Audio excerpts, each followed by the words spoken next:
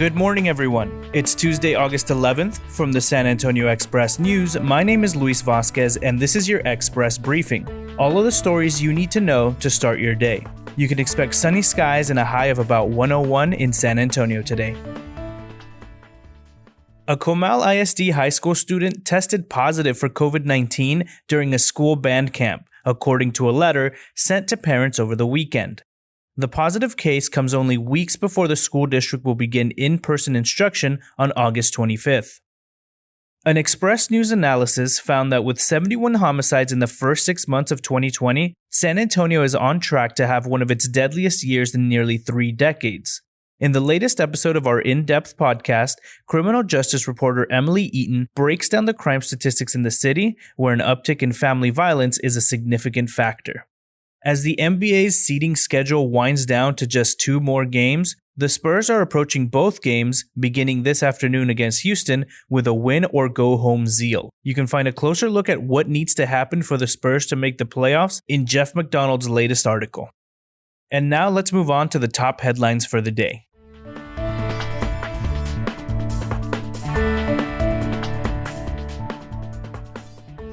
Supporters of a program to protect San Antonio's primary source of drinking water worry that it will lose its funding as Mayor Ron Nirenberg and Via Metropolitan Transit officials make plans to spend the money on other purposes. Nirenberg and Via have set their sights on a voter-approved 1/8 cent sales tax that pays to protect the Edwards Aquifer and build linear parks and creekways. How much will be left for aquifer protection is a matter of grave concern to environmental groups. Reporter Joshua Fechter checked in with advocates on both sides of one of the biggest questions facing San Antonio voters this fall. 48-year-old Kat Lowe is a self-described amateur drum soloist, Jeep rider, reptile expert, roller derby chick, punk rocker, and member of the Zombie Preparedness Campaign, often accompanied by Link, her pet bearded dragon, who relaxes on her shoulder. The Forester Elementary School mascot is a dragon. Her husband Alan and sons Cullen and Connor are familiar with the lengths to which Lowe will go for students, parents, and faculty at her school. Vincent T. Davis caught up with the zany bilingual educator to find out how she developed her creative approach and how she came to call Northside ISD home. Dozens of U.S. cities and counties, including Austin and Dallas County, have passed non-binding declarations deeming racism a public health crisis.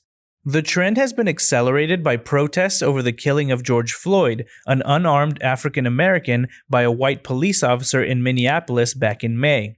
The resolution is one way San Antonio City Council members and activists are trying to translate momentum from the demonstrations into action, or at least a set of priorities. Joshua Fechter explores what's in the resolution that could be up for vote soon and why the position has the support of many in the science community. Aurora Jordan oversaw details of every dedication of a new San Antonio park. She served as a translator and organized social events when presidents of 6 Latin American countries visited the city in 1992.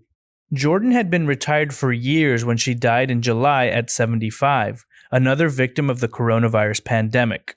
The elaborate funeral she planned was not to be due to COVID-19, as her death notice said. Since then, 3 of her friends have been talking about having a park named for Jordan.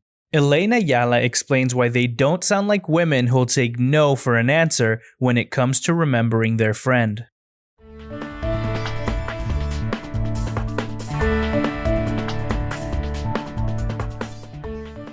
To keep our readers up to date on the path of COVID-19, the Express News has built a dashboard of interactive graphics showing the spread of the virus in the San Antonio area, in Texas as a whole, and across the United States. We've also created an interactive map of San Antonio for COVID-19 testing sites that don't require a doctor's referral. You can find a link to the dashboard and the interactive map in this episode's description. Next up are your need-to-know headlines. You can find all of these headlines and more inside your Express News subscription.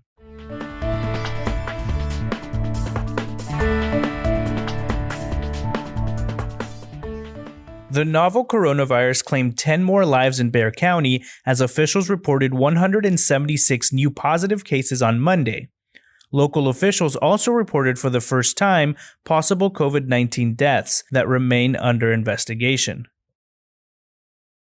Bexar County Commissioner Justin Rodriguez believes having a voting site that's open 24 hours a day during a portion of the early voting period and a giant mega vote center to ensure local social distancing on November 3rd would make it easier for residents to cast their ballots. After receiving 2 citations for violating the city's emergency declarations, Planet Party General Manager Robert Armeta defended his business's COVID-19 policies and questioned the city's regulations. He labeled the citations very disheartening. To help promote the demand and need of convalescent plasma, the South Texas Blood and Tissue Center announced on Monday that it will give donors a $50 gift card moving forward. Government Canyon State Natural Area is closed for day use until August 21st after a staff member tested positive for COVID-19, according to a representative from the park. The Texas Democratic Party said Monday it will send 815,000 mail-in ballot applications to voters over 65, nearly doubling the number of applications sent out this cycle already. A nonpartisan political watchdog group has asked the Ethics Office of the U.S. House to investigate Texas Representative Louis Gohmert's conduct during the coronavirus outbreak as he declined to wear a mask on Capitol Hill and reportedly berated his staff for wearing them. The Express News editorial board writes, quote, "If you want children to safely return to school, wear a mask, maintain physical distancing, and wash your hands regularly." Second quarter revenue at Steak 'n Shake nosedived by 50% from a year ago due to the shutdown of restaurants and the closing of dining rooms, its San Antonio parent company reported on Monday.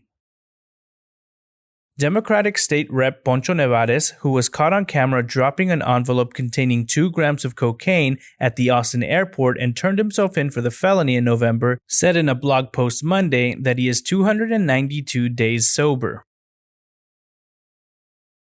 Administrators, former players, current players, media members, and fans spent Monday drawing lines in the sand on whether the college football season should be played during the pandemic, moves prompting plenty of crisscrossing from all sides. For decades, the derelict Hendrick Building had been a taunting reminder of how hard it can be to revitalize a city's downtown when some owners are unwilling or unable to keep up their properties. The city's Code Compliance Division sought to have it demolished in 2008 after fielding complaints about its broken windows and graffiti-covered exterior, but officials later withdrew that request. Now, a mere 12 years later, the former Hendrick Building is being remade and renamed. It's now called the Flats on St. Mary's. You can read more in Madison Eisler's latest Skyline column.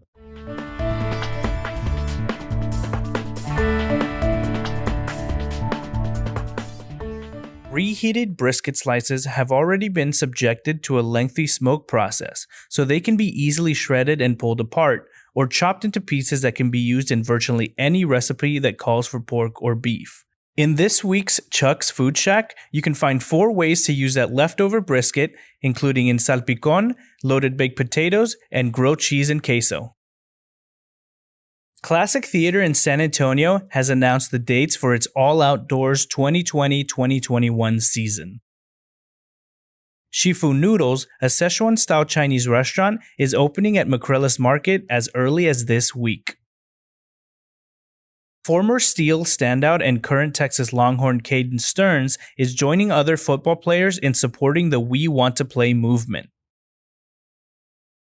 Over the past 4 games, veteran reserve Rudy Gay is averaging 20.3 points while shooting 52.8% from the field, 44.3% from the three-point range, and 89.5% from the free throw line. He attributes the success to his work during the shutdown. And that's all for today. This was your Express Briefing. My name is Luis Vasquez. Please consider becoming an Express News subscriber to get in-depth coverage on all the stories you heard today. Also, be sure to rate and review this podcast inside your Apple Podcast app as it really helps the show. Have a wonderful day, everyone.